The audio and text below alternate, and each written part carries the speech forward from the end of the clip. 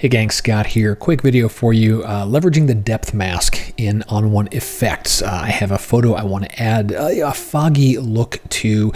We have the weather filter. It has a fog option. It's got good controls for distance and so forth. Separate video all about the fog filter. I'll put a pointer up here somewhere. You can go check that out.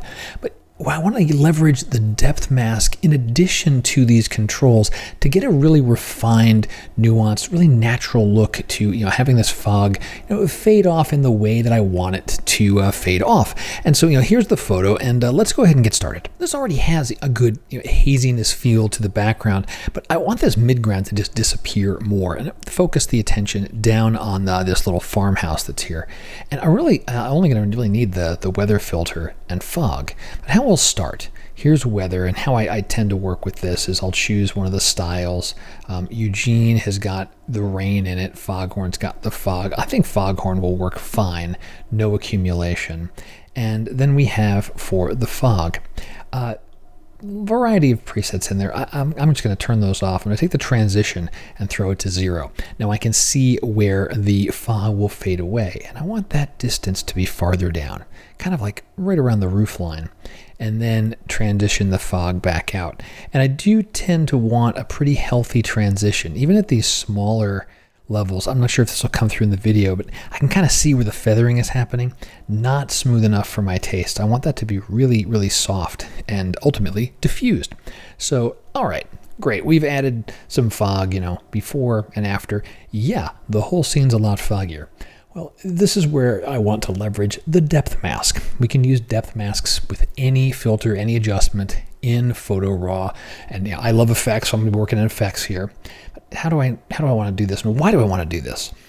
The reason I want to get this depth is so I can bring some of the house back into the fold. So here's the filter. We'll just click depth.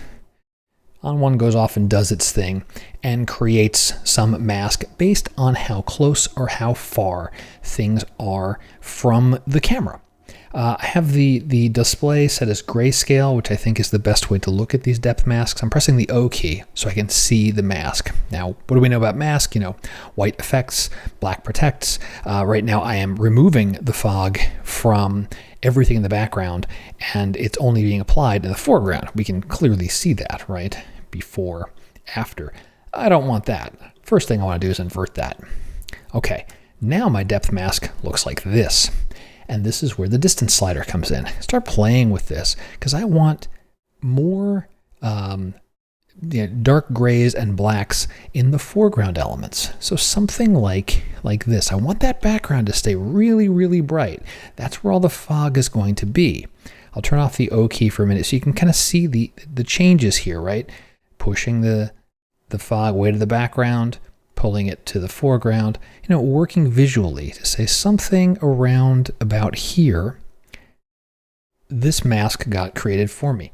Really easy to work with, depth masks, just work visually. And the main thing you'll have to think about is when you want to affect things closer to, remove things from the foreground, you may have to invert that depth mask. Something else I like to do with my depth masks, let me turn this back on, is in the refine mask, and this is for just the depth mask layer.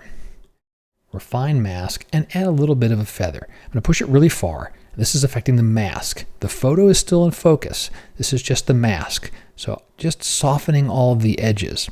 And to prove that point again, turning off the mask, I push that feather all the way over. Photo is still in focus. This is only blurring the mask.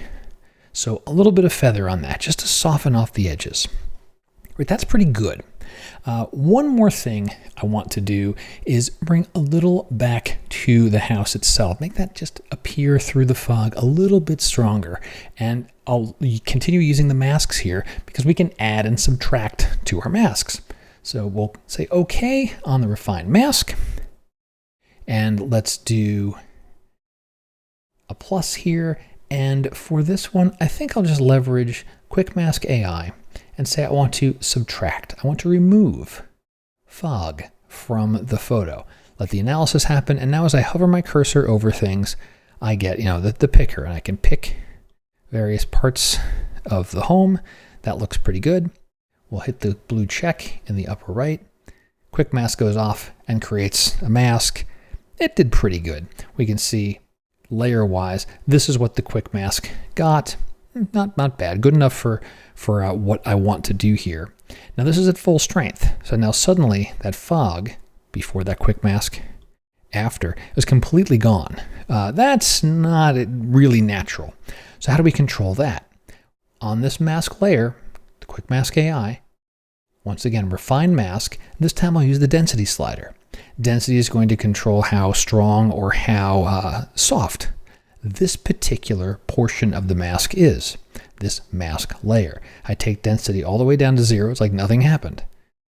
100 is where it was, and I'll just kind of dial this in. This is where I'll turn off the mask view and really just work visually and say, okay, somewhere around here, I've got a little more pop on the house before and after. So it's coming through the fog a little bit more and really paying attention to the edges around the home where I don't want to create such a harsh look where there might be like, fog drifting around the edge, but then suddenly, boom, this house is popping out. So there you go, a couple of additional refinements that you can use with masking. Depth masks are really cool, lots of uses for them. This one in particular for a foggy scene can really help you craft that fog a little bit more than what you can do with just the filter itself. Hope you found the video fun, useful. Questions, drop them below. Until next time, my name's Scott Davenport. Have fun.